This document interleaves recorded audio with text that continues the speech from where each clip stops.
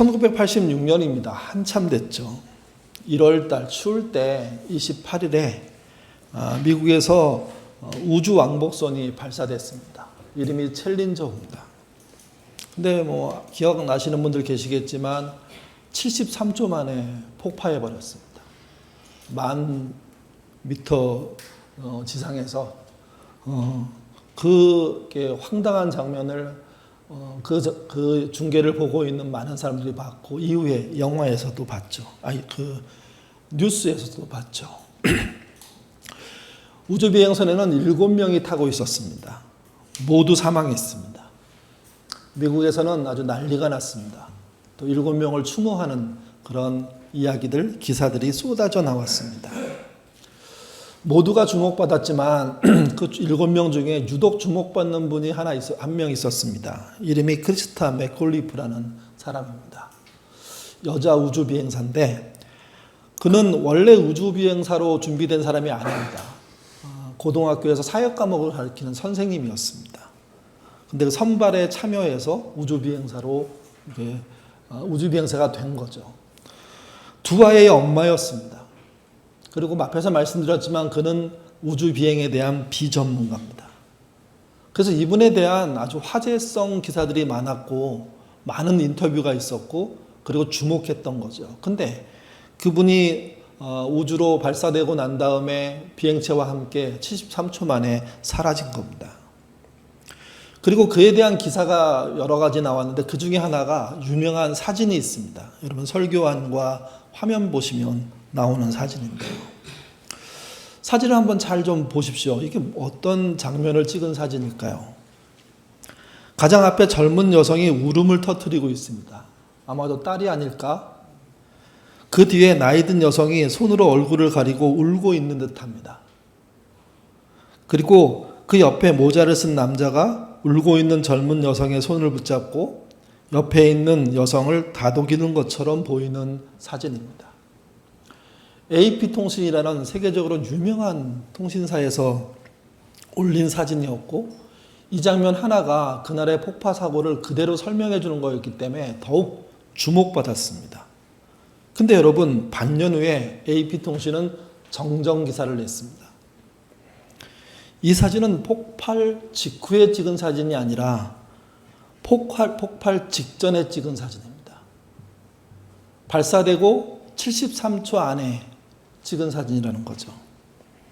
온 가족이 우는 장면은 폭파해서 자기 엄마가 또는 딸이 죽었기 때문에 그걸 확인해서 눈에 앞에 벌어져서 우는 장면이 아니라 우주를 향해서 자기의 엄마가 우주비행사가 돼서 또는 자기의 딸이 우주비행사가 돼서 성공적으로 출발했다는 기쁨, 감격을 표현한 사진입니다.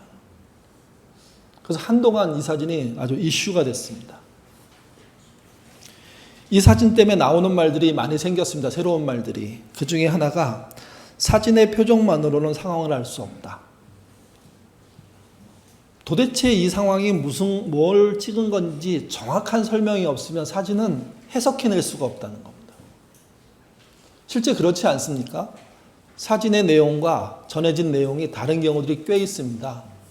심지어 사진 내용과 전혀 다른 내용들을 그냥 당연하게 전하기도 하는 게 현실인 거죠. 또 이 이야기는 한 걸음 더 나갑니다. 사람의 인상을 보고 좋은 사람, 나쁜 사람을 구분하는 건 말도 안 된다는 이야기로 연결됩니다. 여러분 좋은 인상 그대로 좋은 사람이 있죠.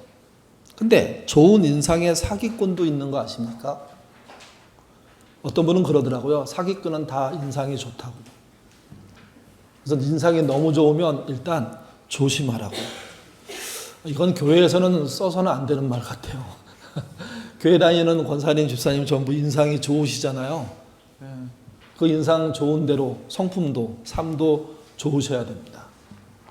그래야 인상 좋은 사람들이 맞아 저 사람 좋은 사람이야 이런 대우를 받게 되죠. 근데 인상이 너무도 좋고 잘 웃고 밝은 이야기를 하는 분이 사기를 치면 좋은 인상 가진 사람에 대한 의심이 시작됩니다.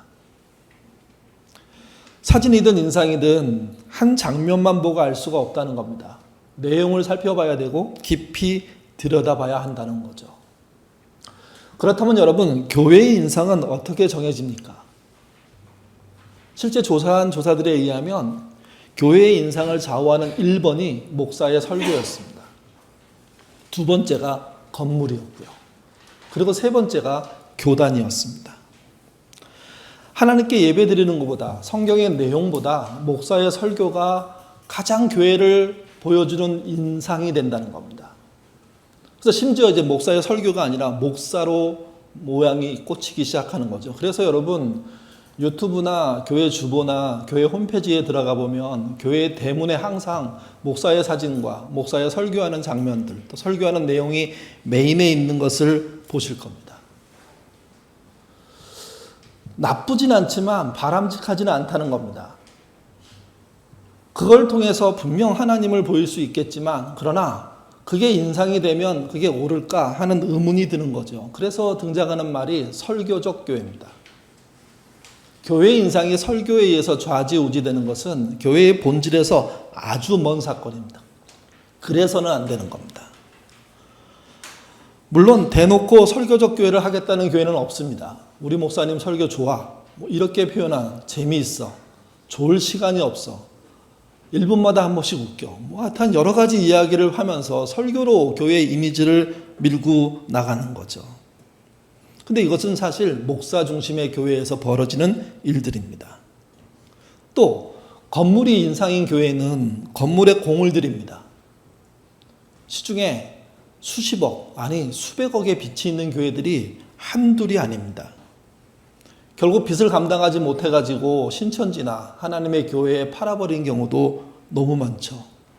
그리고 하는 말이 사는 사람이 없어서 이렇게 말합니다. 신천지와 하나님의 교회는 우리가 이단이라고, 아니 이단도 아닌 사입이라고 얘기하는 존재들입니다.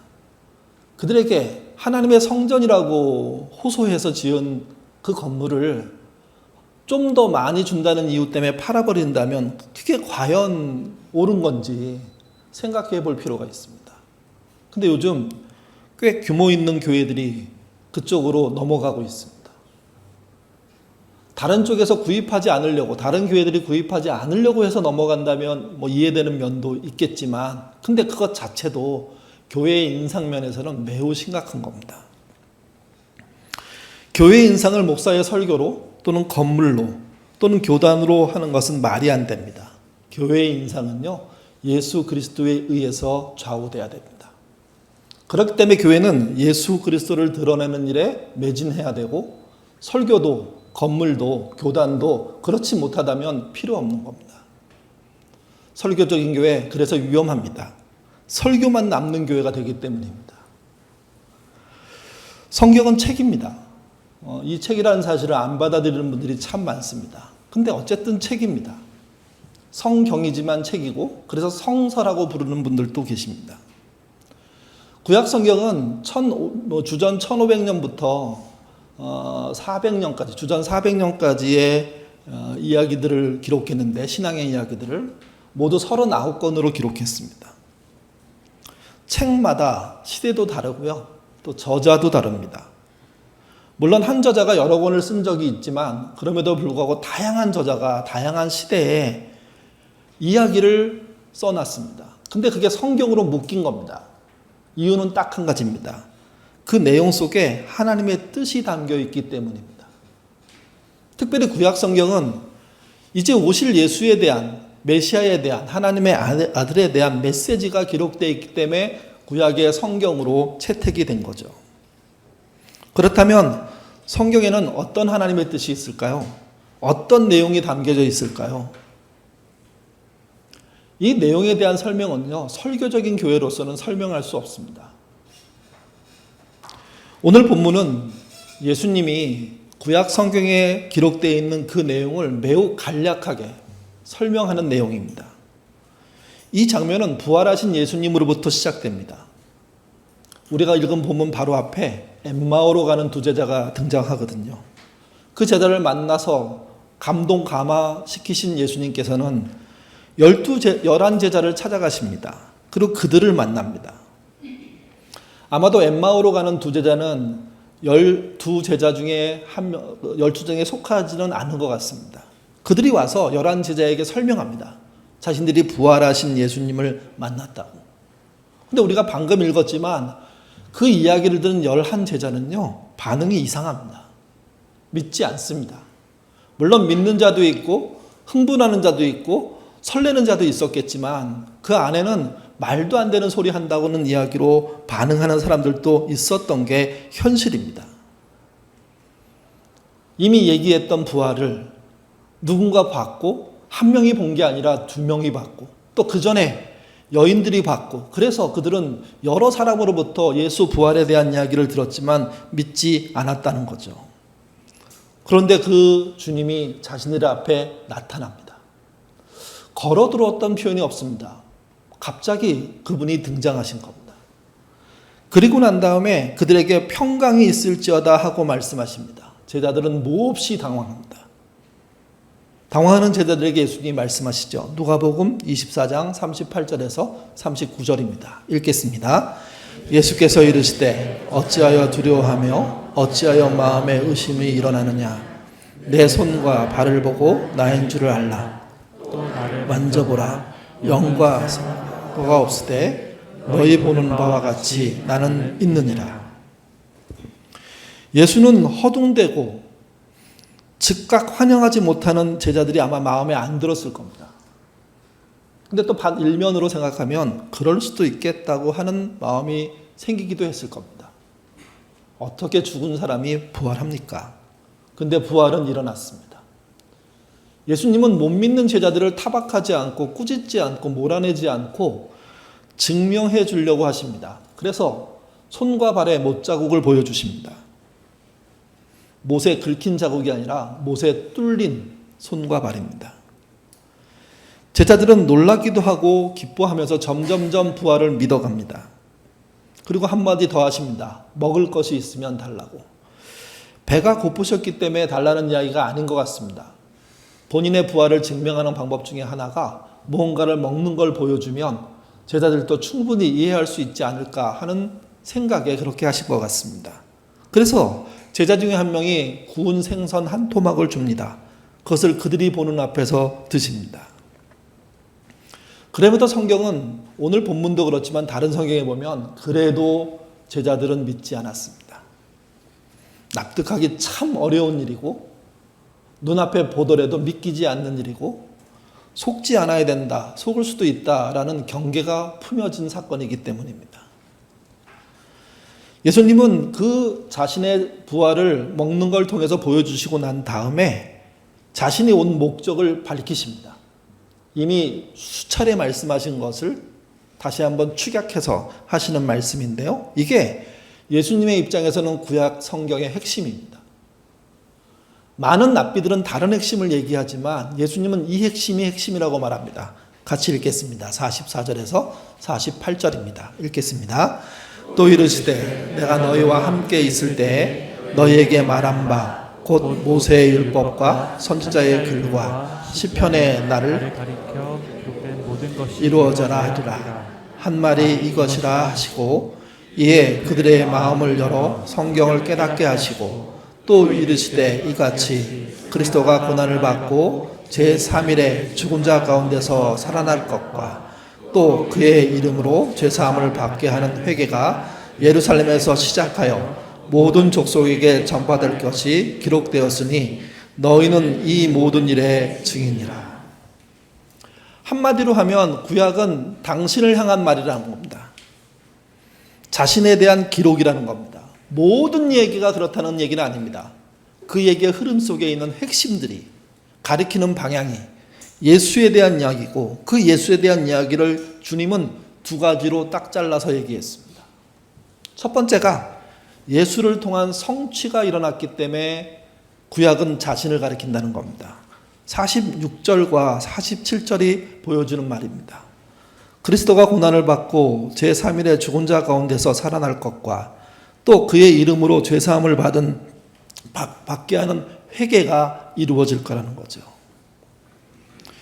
예수님은 자신의 죄 때문에 구원받지 못하는 사람들을 위해 오셨습니다. 율법을 완전히 지켜낼 수 있지 못하는 모든 사람을 위해 오셨습니다. 그러면 이런 말이 됩니다. 그 당시에 율법을 온전히 지켰다고 얘기하는 사람들은 거짓말하고 있는 겁니다. 율법은 누구도 지킬 수 없는 정말 함정과 같이 어려운 거였고 그것을 지켜내지 못하는 사람을 위해서 주님이 오신 거죠. 예수님은 그들의 죄를 대신 짊어지고 그들이 못 지켜낸 율법을 대신 지켜냅니다. 그렇게 하신 결과로 드러나는 것이 무엇이냐? 십자가의 죽음입니다. 예수가 죽는 것으로 끝나면 실패 아닙니까? 그래서 그 다음에 오는 사건이 부활이었던 겁니다. 죽은 지 사흘째 되는 날 예수님은 죽은 자 가운데서 부활하셨습니다. 그리고 그 부활 사건 때문에 복음이라는 게 가능해졌습니다. 주 예수를 믿으라. 그리하면 너와 내 집이 구원을 받으리라. 이게 복음이 된 겁니다. 그래서 성경은 특별히 고린도전서 15장은 부활이 없으면 모든 게 무너진다는 이야기를 합니다. 부활이 없으면 예수의 모든 사건이 허무하다고 얘기합니다. 부활이 있기에 주 예수를 믿으라. 그리하면 너와 내 집이 구원을 받으리라 하는 이 복음이 완성됐고 이 복음이 전해지는 것 자체만으로 능력이 있습니다. 결국 주님은 구약 성경에 말하는 예수는 인류를 구원할 메시아다 하는 이야기를 스스로 하신 겁니다.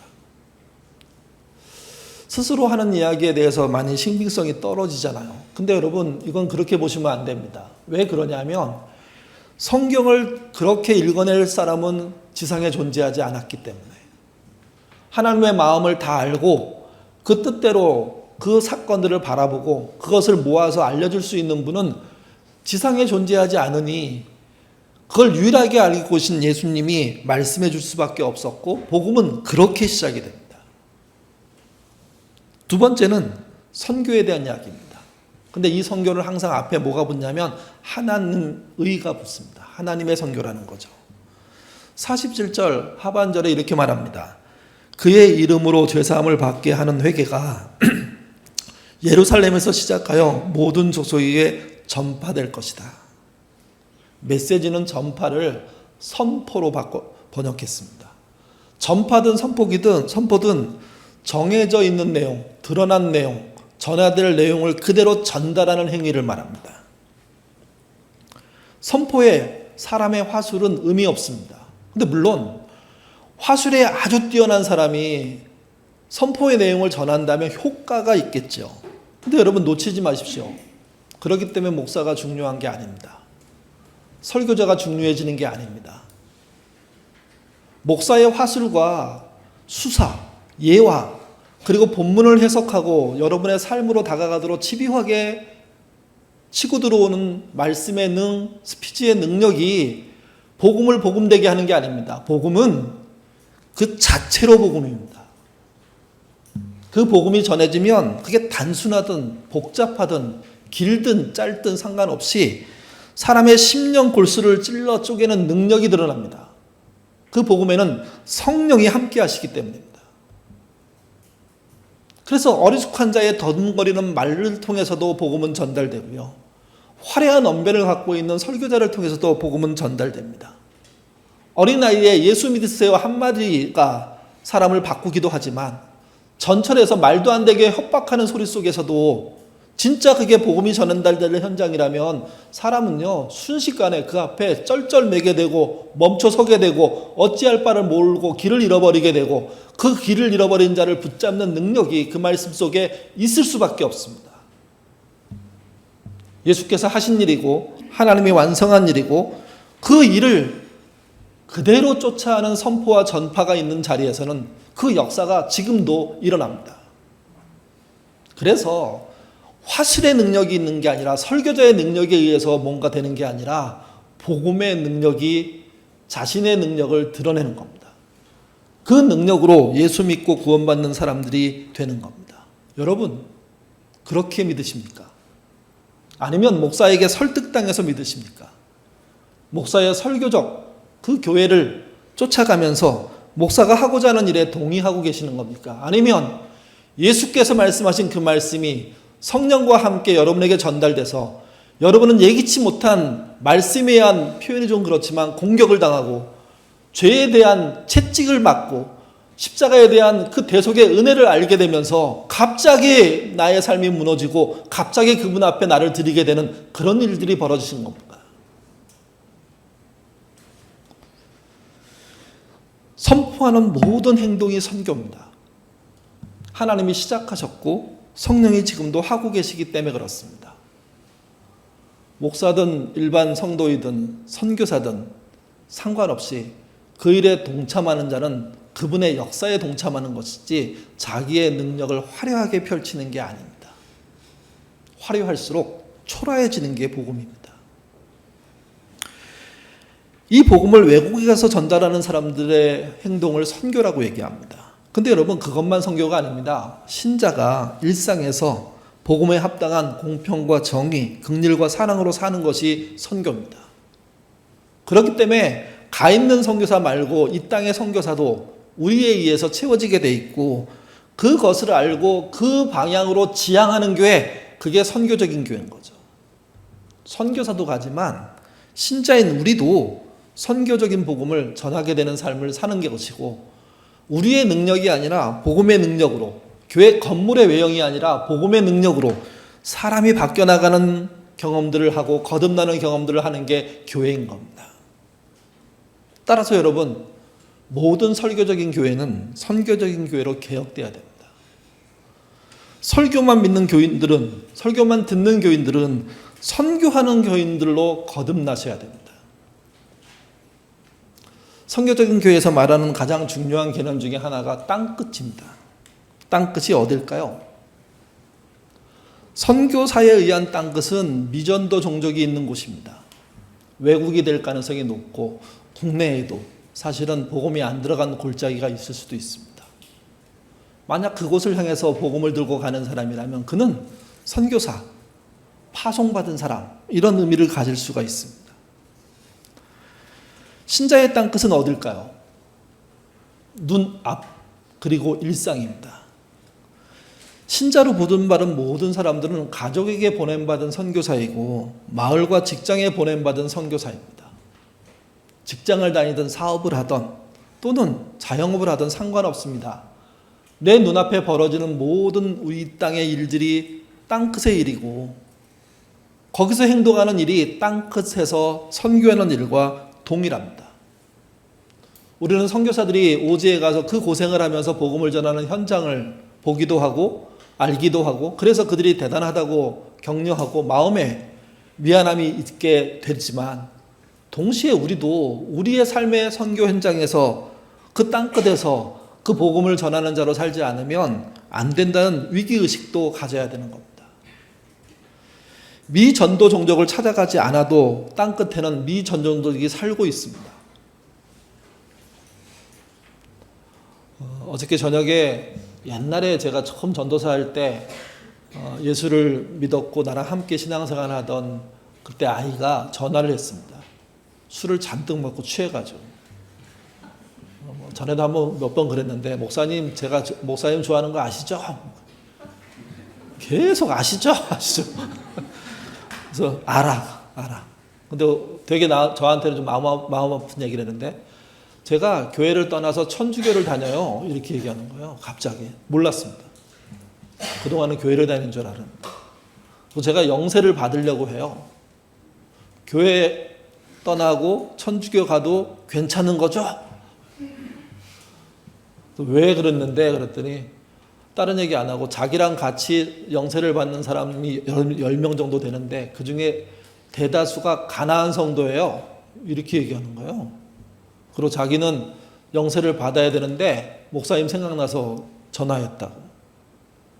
여러분, 천주교로 가도 될까요? 말릴까요? 저는 그렇게 얘기했습니다. 괜찮아.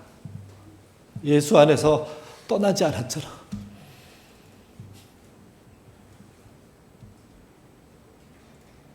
그 아이가 무슨 어려움을 당했는지 저는 모릅니다. 근데 술만 취하면 전화해서 괜찮죠? 잘 지내죠? 계속 얘기합니다. 이렇게 어떻게 도와줄 수 있으면 좋겠는데 하는 생각을 하다가도 잊어버리고 또 제 일상으로 돌아오는 그 모습을 또 확인하면서 야, 이게 참 믿는다는 게 쉬운 일이 아니겠구나 하는 생각이 들었습니다. 술 깨면 전화해? 전화가 없습니다. 항상. 이번에는 전화할지 모르겠습니다. 근데 그런 현장들이 우리 앞에 있다는 사실을 우리가 놓친다면 우리가 과연 신자답게 사는 것인지에 대한 의문이 들 수밖에 없는 겁니다. 신자는 예수의 이름이 그곳에 알려지지 않을 때 괴로워해야 됩니다. 신자는 그분의 이름이 무시당할 때 상처받아야 됩니다. 그분이 모욕당할 때 분개해야 됩니다. 언제나 그분의 이름이 마땅히 받아야 될 영광과 존귀가 무너질 때 그게 내 책임이라는 사실을 잊지 않아야 됩니다. 그게 땅끝을 사는 신자의 믿음입니다. 이 믿음을 지키기 위해서 선교사로 떠나는 분이 계시고 일상을 선교적인 삶으로 지키는 분들이 계십니다. 지난 8월에 5박 6일 동안 선교여행을 우리 교우들이 자발적으로 다녀왔습니다. 우리 교회에서는 21년 만에 처음 있는 일이죠. 물론 그 전에 베트남을 가고 다른 선교지에 관심 가서 다녀오는 교우들이 있었습니다. 그때도 고마웠고 그때도 참 대단하다 하는 생각을 했는데 이번에도 목회자가 가지 않는 상태에서 6분이 자신이 가겠다는 자원하는 마음으로 이렇게 다녀왔습니다. 갔다 와서 그분들이 하는 여러 가지 이야기 중에 하나 제 마음속에 남은 건 김영건 선교사가 참 고생하고 있다고, 나름 애쓰고 있다고 그런 말을 하고 그를 위해서 세족식을 해줬다는 이야기를 듣고 저는 참 많이 위로받았습니다. 땅끝의 이야기를 외국에서 펼치는 자들을 격려하는 것 우리가 해야 될 일이죠. 동시에 우리도 땅끝의 삶을 사셔야 됩니다. 이 시간 영상을 하나 보고요. 뭐 두 분이 나와서 선교 이야기를 짧게 하실 겁니다.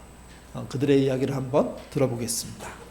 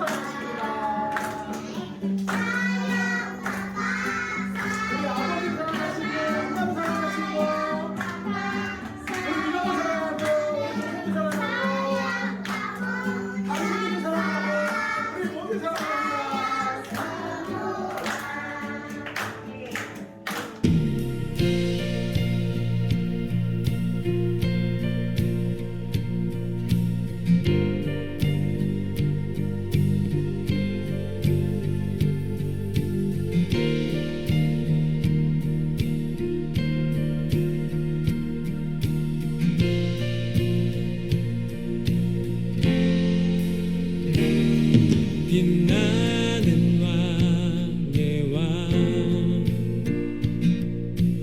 영광의 주님 온 땅 기뻐하라 온 땅 기뻐하라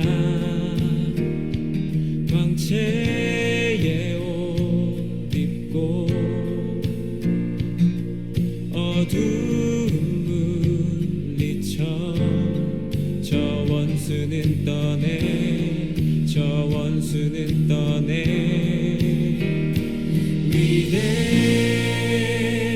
위대하신 주 찬양의 위대하신 주 모두 알게 되리라 위대하신 주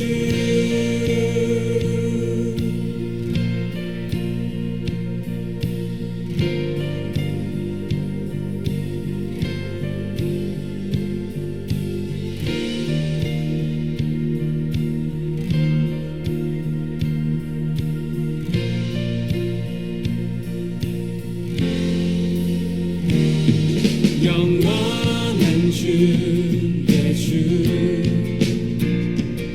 시간의 주 왕자 알파와 오메가 알파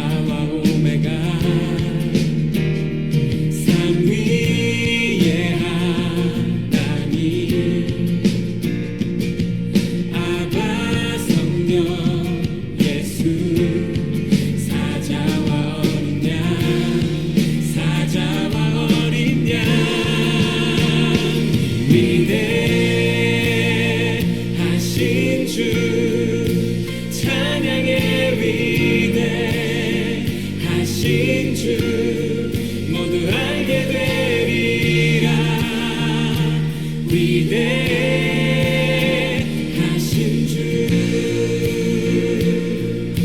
위대하신 주 위대하신 주 찬양해 위대하신 주 모두 알게 되리라 위대하신 주 모든 이름 위에 뛰어나신 모든 이름 위에 뛰어나신 이름 다 찬양해 위대하신 주 모든 이름 위에 모든 이름 위에 뛰어나신 이름 다 찬양해 위대하신 주 우리 목소리로 고백하십시다 위대하신 주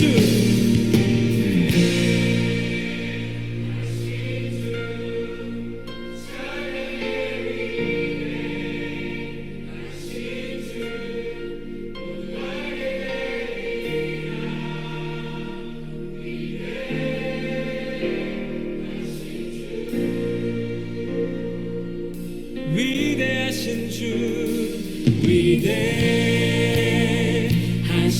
주 찬양해 위대하신 주 모두 알게 되리라 위대하신 주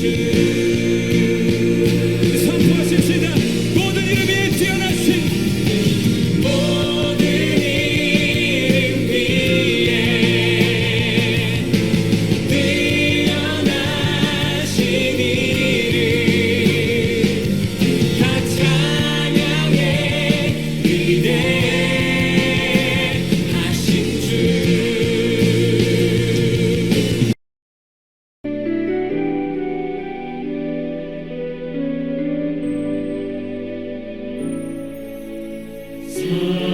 사랑의 나눔 있는 곳에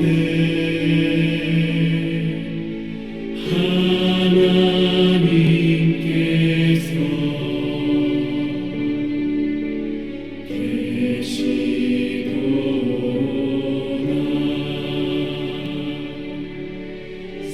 사랑의 나눔 있는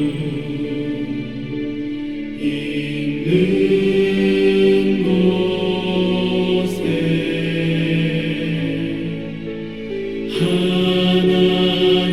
하나님께서 계시도다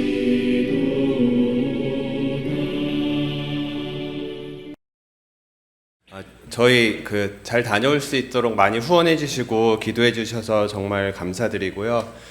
저희가 이제 다녀와서 이제 팀원 전부 다 소감문을 작성을 했는데 이제 대표로 저랑 최경희 집사님이 낭독을 하기로 했습니다. 네, 그래서 소감문 낭독을 하도록 하겠습니다.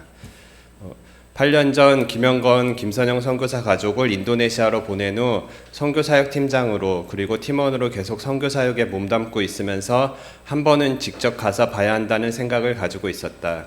그리고 약 3년 전 정도에도 한 번 가려고 하였으나 코로나가 시작되어 가지 못하였다. 그렇게 또 몇 해가 지나고 이제는 좀 미안한 마음도 들기 시작했다.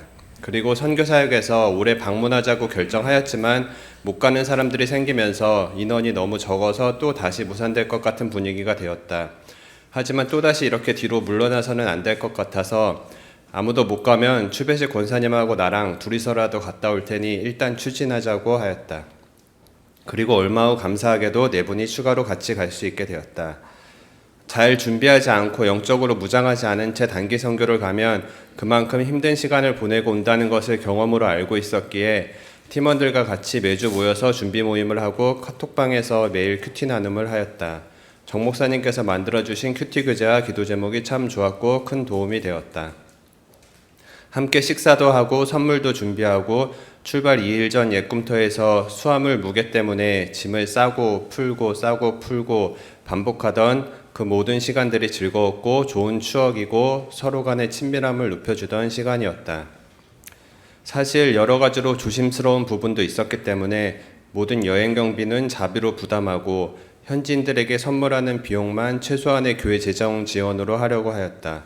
그리고 선물 비용도 최소로 지출하려는 마음을 가지고 있었다. 교인들에게 재정 후원 요청도 안 하려고 하였다.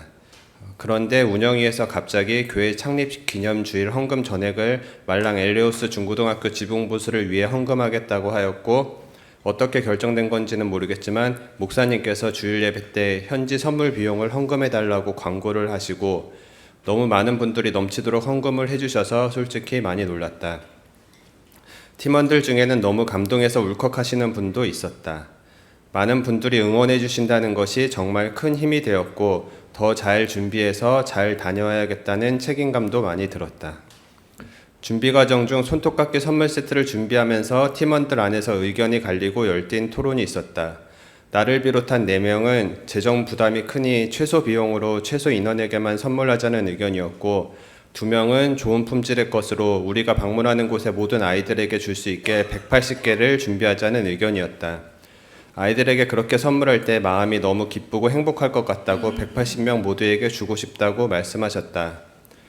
이런 경우에는 다수결이 아니라 더 큰 사랑의 마음을 가지신 분의 의견을 따라가는 게 맞다고 생각했다. 그리고 우리는 좋은 것으로 모든 아이들에게 주기로 결정하였다.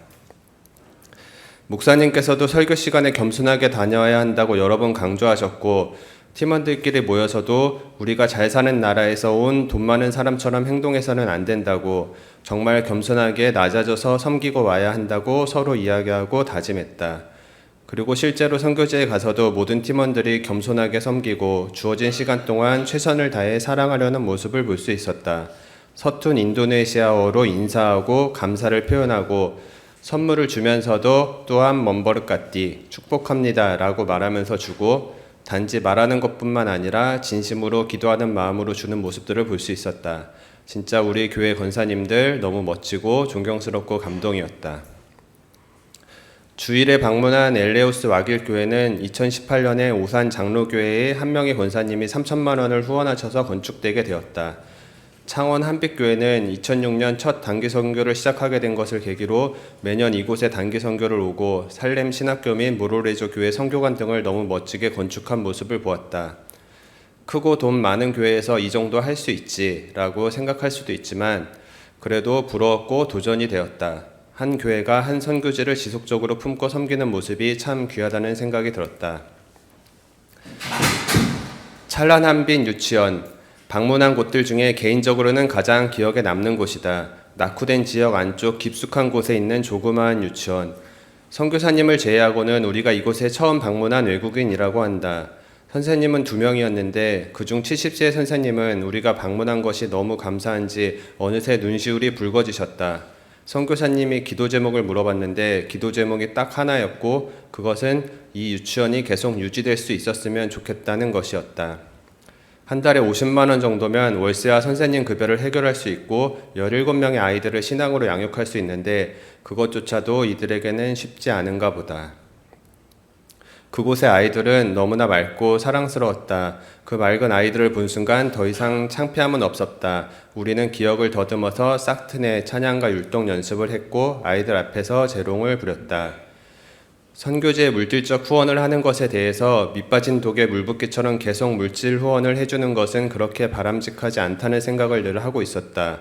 그리고 서양 또는 한국 선교사들을 돈으로 보고 후원과 경제적 혜택을 바라고 의도적으로 접근하는 현지인들도 많다고 들어서 물질 후원에 대해 약간은 부정적인 생각, 조심해야겠다는 생각을 평소에 하고 있었다. 이번에 가서 보면서 이곳은 아직은 조금 더 물질 후원이 필요하겠다는 생각을 했다. 언젠가 자립이 되고 우리의 도움 없이도 이들이 잘 해나갈 수 있는 날이 오겠지만 아직은 우리의 관심과 도움 없이는 자립하기가 힘든 상황이라 조금 더 관심을 가지고 도와야겠다는 생각을 하게 되었다. 인도네시아는 타 종교인에게 전도를 하는 것이 불법이다. 그런데 교육기관에서 종교교육을 하는 것은 불법이 아니다. 그래서 기독교 교육기관을 통해 복음을 전하는 것이 매우 좋은 전략이다. 선교사님의 기도편지로 이런 말을 몇 번 듣기는 했는데 그냥 그런가 보다 하고만 생각했지 크게 느껴지지는 않았었다. 그런데 이번에 몇몇 유치원 그리고 중고등학교를 방문하면서 기독교 교육기관의 역할이 정말 중요한 것 같다는 것을 많이 느꼈고 선교사님께서 이런 사역을 하시는 것이 참 잘하고 계신 것 같다는 생각을 하게 되었다. 그리고 이곳의 교육기관들을 통해 자라나는 아이들의 마음속에 예수 그리스도가 심어질 수 있도록 더욱더 기도하고 더 관심을 가지고 도와야겠다는 생각을 하게 되었다. 매일 저녁 팀원들과 소감을 나누고 함께 기도한 시간들, 선교사님 댁에서 함께 식사하고 이야기하고 기도하고 애찬식과 세족식을 한 것, 오가면서 차와 비행기에서 팀원들과 나눈 대화들, 그 모든 시간들이 참 좋았고 그 시간들을 통해서 더 내 자신을 되돌아보고 새로운 다짐들도 하게 되었다. 이번 단기 선교를 통해서 하나님께서 우리와 함께 하시고 정말 세심하게 지켜주시고 인도해 주신다는 것을 경험하게 되었다. 그리고 선교에 대한 마음, 교회에 대한 마음도 더 커지고 더욱더 사랑할 수 있게 된 것 같다. 주님께 감사드립니다. 모든 영광 주님께 올려드립니다. 하나님 감사합니다. 먼저 단기 선교팀으로 인도네시아를 다녀올 수 있어서 개인적으로 너무 영광입니다. 생각해보니 하나님께서 저에게 주신 선물 같은 시간이었습니다. 김영건, 김선영 선교사님과 가정과 선교 현장을 직접 보고 오니 참으로 생각이 많아졌습니다. 인도네시아라는 나라의 특성상 직접적으로 하나님을 전하는 것이 불가능한데 정말 열심으로 자신의 일을 감당하고 있구나라는 강한 다가옴은 저를 전율케 하였습니다. 한 생명이 천하보다 귀하다라는 말씀이 확 다가왔습니다. 한 영혼을 구원하기 위하여서 얼마나 많은 사람들의 희생이 있어야 하는지 직접 느끼고 온 기회였습니다. 선교사님 부부와 대화 중에 김선영 선교사님이 우리가 온 곳이 친정 식구가 온 것 같다고 너무 마음이 편안하고 기쁘고 힘이 난다고 이야기했을 때 저는 개인적으로 너무 부끄러웠습니다. 제가 인도네시아에 갈 때 선교사님이 얼마나 잘하고 있나 살피러 가는 마음이었는데 그곳의 상황을 직접 보고 듣고 하다 보니 정말 제가 잘못 생각하고 있었구나. 이제는 정말 온 마음과 정성을 다하여서 기도해야겠다고 다짐했습니다. 정말 선교사 부부가 하나님 앞에서 부끄럽지 않게 자신들의 일을 감당하는구나 하고 느꼈습니다. 그리고 정말 신기하고 놀라운 것은 이슬람을 독실하게 믿었던 이슬람 신자가 하나님을 만나고 몇 년에 걸쳐 신학을 공부하고 목사로서의 삶을 살아가는 모습은 충격 그 자체였습니다. 기독교 신앙에서는 우리가 앞서 있다는 생각을 갖고 있었는데 그들의 신앙생활은 경제적으로 조금 어려울 뿐 악조건 상황에서도 전도를 하며 믿음 생활을 지켜나가며 교회를 세워가는 모습을 볼 때 한없이 부끄럽고 교만하였던 저의 모습을 회개하는 기회가 되었습니다. 하나님 감사합니다. 인도네시아를 향한 하나님의 사랑을 보게 하심을 감사드립니다. 마지막으로 예인교회 가족분들과 선교팀에 감사드립니다. 모든 영광은 하나님만이 받으실 줄 믿습니다. 감사합니다. 기도하겠습니다. 인도네시아 선교여행 잘 다녀오게 하시니 감사합니다. 우리 교회도 설교적인 교회로부터 빠져나와 선교적인 교회를 향한 발걸음을 갈 수 있도록 인도하여 주옵소서. 설교를 잘하고 또 그것에 감동하고 그래서 그것으로 힘을 얻는 삶도 필요하겠지만 우리의 선교지가 우리의 눈앞에 펼쳐진 일상임을 잊지 않게 하시고 그 일상에서 벌어지는 일들 속에 복음을 전해야 된다는 그 막중한 책임이 있다는 사실 놓치지 않도록 도와주옵소서. 또 주님을 욕하는 세상을 향해서 뭔가 우리가 숨어 있으려고 하는 아닌 척하는 그런 어리석은 생각하지 않도록 하나님 인도하여 주옵소서. 교회가 이유 없이 욕을 먹을 때는 분개할 줄 아는 사람들이 돼야 하고 교회가 이유 있게 욕을 먹고 있다면 회개하고 용서를 구할 줄 아는 신자 되도록 이끌어 주옵소서. 교회가 나인데 내가 교회인데 나는 교회가 아닌 척하고 살아가는 땅끝의 삶이 우리의 삶이었다면 충분히 회개할 일들입니다. 우리의 마음속에 진심으로 땅끝의 사람으로서 하나님의 선교에 참여하는 사람으로서 살 수 있도록 도와주시옵소서. 설교적인 교회로서의 그런 세상의 시선들 기꺼이 버리게 하시고 우리 안에 있는 공동체로서 충분한 교회 되도록 인도하여 주옵소서. 감사하며 예수님 이름으로 기도드립니다. 아멘.